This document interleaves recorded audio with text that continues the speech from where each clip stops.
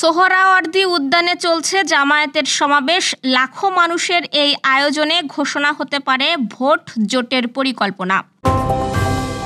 সরকার সব ঠিক করে দেবে এই ধারণা থেকে সরে আসতে হবে বললেন উপদেষ্টা রিজওয়ানা।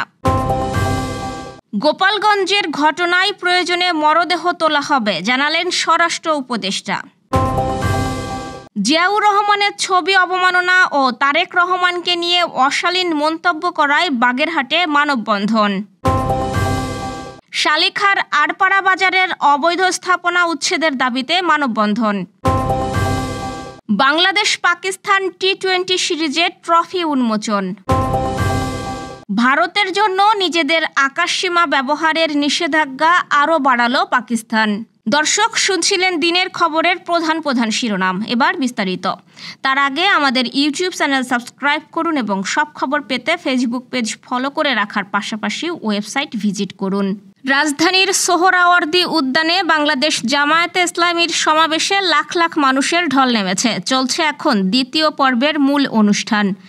সমাবেশ শুরুর 6 ঘন্টা আগেই দলটির নেতাকর্মী ও সমর্থকদের উপস্থিতিতে প্রায় কানায় কানায় পরিপূর্ণ হয়ে যায় সোহরাওয়ার্দী উদ্যান। এছাড়াও উদ্যানের বাইরেও অবস্থান করছেন জামায়াতের হাজার হাজার নেতাকর্মী।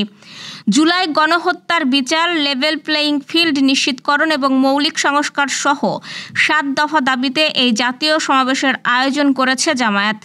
সমাবেশে অংশ নিতে সারা দেশ থেকে প্রায় 10 লাখ নেতাকর্মীর উপস্থিতি আগেই আশা করেছে দলটির নেতারা। দেশের বিভিন্ন জেলা থেকে বাস, ট্রেন ও লঞ্চে করে আসা নেতাকর্মীরা রাজধানীতে মিছিল নিয়ে সমাবেশস্থলে প্রবেশ করে। নেতাকর্মীদের অনেকের হাতে তাদের দলীয় প্রতীক দাড়িপাল্লা শোভা পাচ্ছে। দাড়িপাল্লা ও দলীয় মনোগ্রাম সম্মিলিত টি-শার্ট, পাঞ্জাবি পরে এসেছেন হাজার হাজার নেতাকর্মী।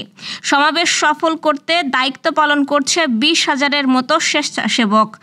ভোর থেকেই সমাবেশস্থলের আশেপাশে কয়েক কিলোমিটার এলাকা জুড়ে বিভিন্ন স্পটে দায়িত্ব বুঝে নিয়েছেন স্বেচ্ছাসেবকরা। তারা দেশের বিভিন্ন জেলা থেকে আগত নেতাকর্মীদের সহযোগিতা করছেন।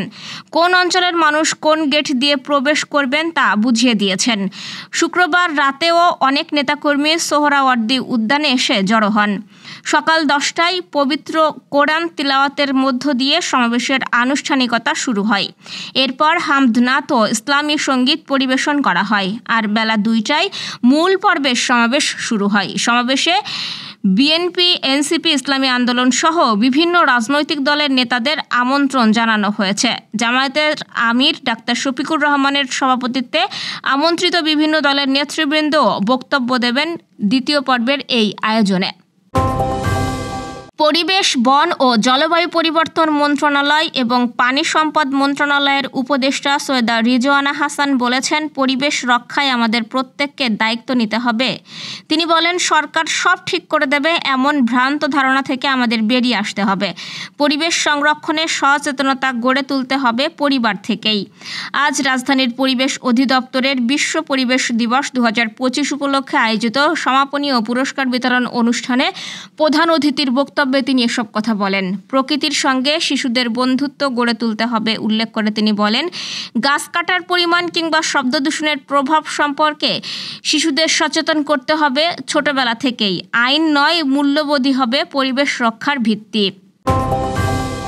গোপালগঞ্জে জাতীয় নাগরিক পার্টির সমাবেশ ঘিরে সংঘর্ষে নিহতদের মরদেহ প্রয়োজনে কবর থেকে উত্তোলন করে ময়নাতদন্ত করা হবে বলে জানিয়েছেন স্বরাষ্ট্র উপদেষ্টা লেফটেন্যান্ট জেনারেল অবসরপ্রাপ্ত জাহাঙ্গীর আলম চৌধুরী।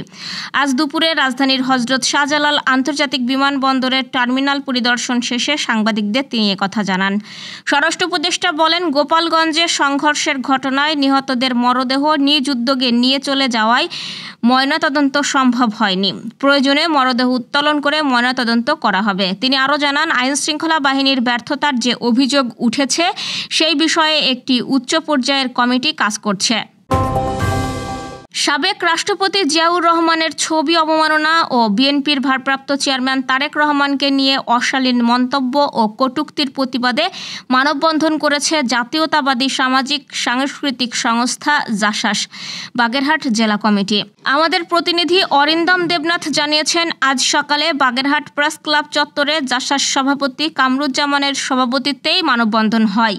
সংগঠনের সাধারণ সম্পাদক নার্গিস আক্তার লুনার সঞ্চালনায় এই আয়োজনে প্রধান অতিথির বক্তব্য রাখেন জেলা বিএনপির আহ্বায়ক ইঞ্জিনিয়ার এটিএম আকরাম হোসেন তালিম।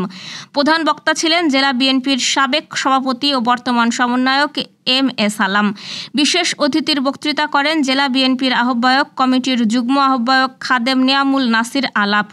মানববন্ধন থেকে বক্তারা হুঁশিয়ারি করে বলেন, ভবিষ্যতে জিয়াউর রহমান ও তারেক রহমানকে নিয়ে এই ধরনের কটূক্তি করলে আরও বেশি কঠোর কর্মসূচির মাধ্যমে তা প্রতিরোধ করা হবে। মাগুরা জেলার শালিখা উপজেলার ফটকি নদীর পাড়ে যশোর-মাগুরা হাইওয়ে রোডের দুধারে অবস্থিত প্রায় 150 বছরের পুরানো হাটবাজার আরপাড়া বাজার। আরপাড়া বাজারের খাস জায়গা অবৈধ দখলদারদের দখলে রয়েছে বছরের পর বছর। তারই প্রতিবাদে মানববন্ধন করেছে আরপাড়া বাজার বণিক সমিতি। আমাদের শালিকা প্রতিনিধি জসিমউদ্দিন জানিয়েছেন, আজ যশোর-মাগুরা হাইওয়ে রোডের দুধারে মানববন্ধন কর্মসূচি পালিত হয়। বণিক সমিতির সভাপতি সুভাষ চন্দ্র রায়ের সভাপতিত্বে এই মানববন্ধন কর্মসূচিতে 2 শতাধিক ব্যবসায়ী অংশগ্রহণ করেন। মানববন্ধনে বক্তব্য রাখেন আরপাড়া বাজার বণিক সমিতির সহ সভাপতি আল মোর্তজা মোল্লা, সেলিম মোল্লা, সাধারণ সম্পাদক মাজেদুল ইসলাম, প্রচার সম্পাদক সাধারণ সম্পাদক মাজেদুল ইসলাম সহ অন্যরা।